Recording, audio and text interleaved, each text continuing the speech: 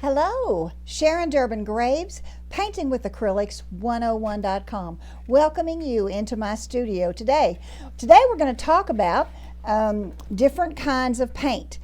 Beginning artists often think that they can use a product like this in their paintings. This is a craft paint. And we're going to talk about craft paint, student grade paint, and professional paint. So this needs to be shaken up. Okay, so I'm going to shake it up, and I want you to see how it comes out. Okay, this is really fairly thick for craft paint. There. Okay. So here is the student grade paint, and I paint a lot with this. And I also paint with a lot of professional. Now here is this paint. Now this is an ultramarine blue that's normally on my palette. This says it's a true blue. Yeah, true blue. But you can see the difference in the blues. Now there's a ton of blues out there, so I'm not holding that as anything. And this is a professional heavy body acrylic paint. So this is dioxazine purple, and a little of that goes a very long way. I really put out a lot there.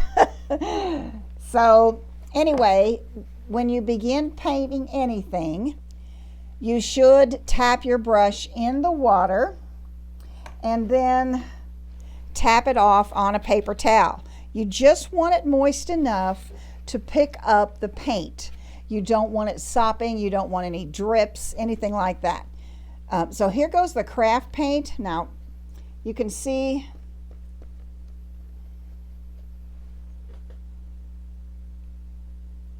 okay, now that's pretty good coverage. I put it on pretty thick. I like to play in the paint and see what it'll do.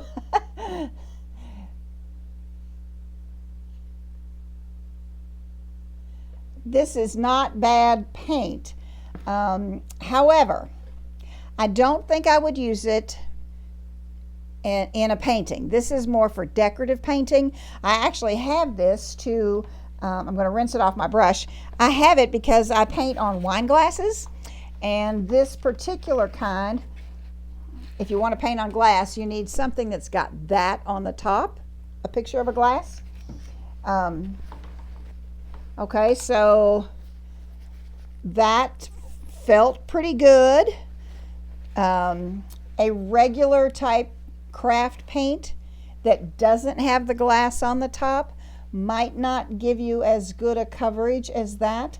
But again, you have to remember that this is acrylic paint, and as the water dries, the pigment is still there, the paint is still there, but the water evaporates and it will leave little spaces in your canvas where you might not have pushed it in far enough into the actual canvas or the paper, the tooth of whatever it is you're painting on.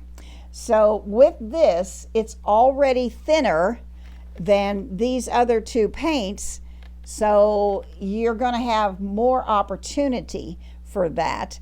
And if you have very much water, which you don't want a lot of water, as I said, you want to tap it in, wipe it off, and then use it. You don't want water sitting around on any of it.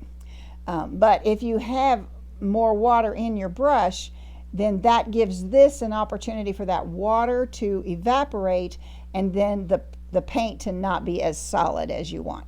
Okay, so here comes the ultramarine blue, and it is a student grade paint.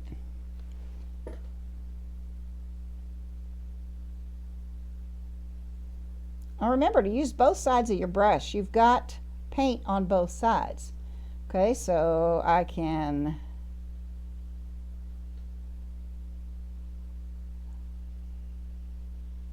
love how it moves. It's dry. It's going to dry. I've got some pretty thick paint on there. The color is richer and vibrant, and the pigment in student grade and professional grade is much more concentrated.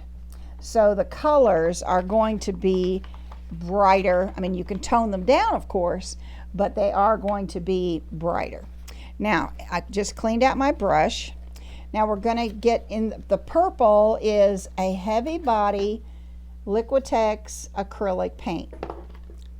Okay, so this is purple, and it looks almost black. It's so rich. It's so dark.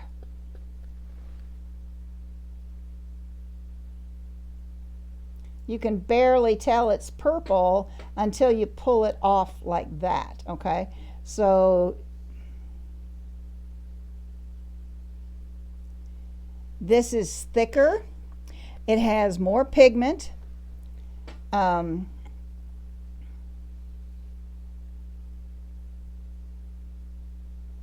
it should flow better than any of the others. And I can get that little thin line with this big fat brush. And the way I do that is by pressure. If I push hard with that brush, see how thick that is? But then if I come back up, I can get a very thin line. Pressure is something that particularly every beginning artist struggles with. They want to push too hard, and so they want to get that, but they push too hard and they end up with that. So I hope that that understanding the difference between the kinds of paint that are out there will help you. I know when you go to the big box store to look at or to buy art supplies or any art store, there is a ton of paint there. And I know I can remember as a beginner thinking, oh my gosh, my eyes are glazing over. I don't know what to buy. I don't know what I need. If you're painting in acrylic, you want to make sure that it says acrylic on here. You can't mix oil paint and acrylic paint. You can paint your base in acrylic and then paint oil on top of that, but you can't mix the two of them together. And you can't paint with acrylic on top of oil. So you can put acrylic as a base and then put oil on top, but you cannot mix them. And the I hate saying this, but the more expensive the paint is, you're going to want to look, is it a professional grade paint? Does it have that word right there, professional grade? Does it have student grade? Student grade is an excellent paint to paint with, but it might not be quite as vibrant as the professional. Now, however, I think as a beginning artist, which is who I normally teach, beginning painters, the student grade would be perfect. It would be perfect for you to use. I really would stay away from this. Yes, it's a ton cheaper, but you're not going to get the same kind of movement, vibrancy with this paint that you will if you'll go a little bit more and get student grade. So this is a 4-ounce tube, and I purchased it for $8.99. This is 2 ounces, and it was 2 1/4. Okay, so yes, this is probably twice as much, but it's a better paint to paint in a fine art style with. So thanks a lot for joining me today. My website is www.paintingwithacrylics101.com. And I have a full-blown art course on there that will teach you to paint from the ground up with 11 different modules. And there's also some individual single subject classes on there. And there's a free daisy painting class on there. You can sign up to take that, and it'll come to you in the email. Or you can sign into the website and get it that way. And but it's like four videos. It's normally a $20 class, but it's free, so you can try it before you buy anything. Can this woman really teach me anything?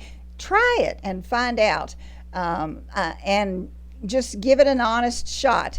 There's also a free blog on there that I have a lot of art tips and tricks and hints and short little videos and things like that. So that would be perfect for any new artist, somebody who wants to learn how to paint but is a little nervous. And you should be nervous. It's a whole new set of skills, and that's all it is skills. Once you learn some skills and use those, then your talent has a chance to come up. And please don't say you don't have any talent, because everybody does. And once you learn some skills, the talent doesn't have to be as much as what you might think it needs to be. So thanks a lot today. Have a great day. Hit that thumbs up button if you enjoyed this. Subscribe to my channel. And there's usually a little bell that pops up. Click on that and it'll notify you every Friday when I upload a new video. So thanks a lot. Have a great day. Let's paint together real soon.